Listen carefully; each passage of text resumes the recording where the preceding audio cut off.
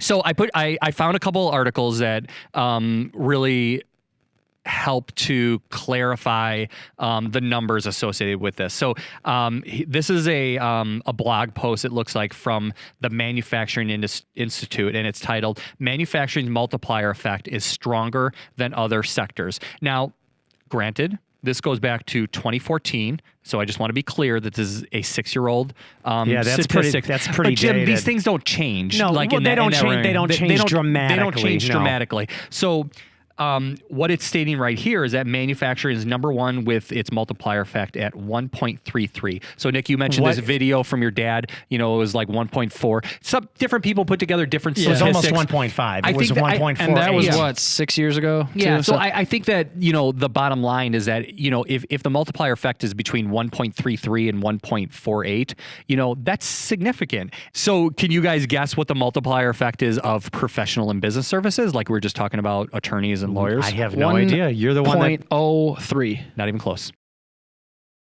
1 point. Jim, your guess. I have, no, I honestly... Just guess. You get the guess. One. No, 0.61. Okay. So it detracts. Right.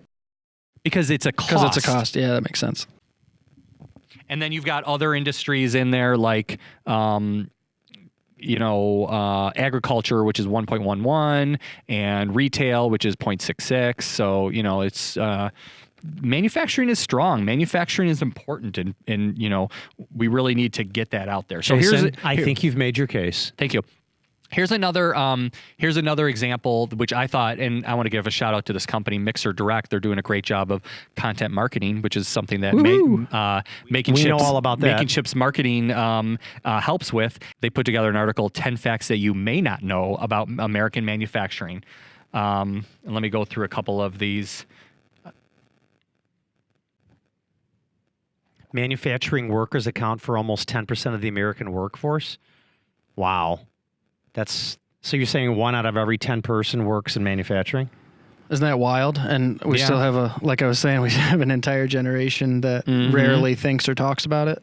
It's so weird. It also says that, like their number 6 point, the percentage of manufacturing workers who are eligible for health care benefits from their employers is higher than many other industries. Oh, I believe that. So, I mean, that just shows how well the manufacturing industry treats their employers. Yes, that's true. Manufacturing alone would be the 9th largest economy in the world. So if we take all of the manufacturing, we made it its own country, it would account for the 9th largest economy in the world. Jim, you look like you're grimacing at me like this. No.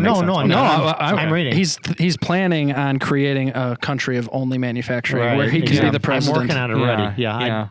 What's it going to call? Jim Carville? Yeah. You just create a calendar invite for me. I'll be right on it. Yeah. And then their number 10 point, manufacturing has the highest multiplier effect of any sector of the U.S. economy. And they go on to say the multiplier effect is a measure of return on investment. In this case, for every dollar spent on the manufacturing industry, the manufacturing industry returns, they're citing $1.81 to the U.S. economy. If one looks at the supply chain affected by the manufacturing industry, it could be said that for every dollar spent on manufacturing returns a total of $3.60.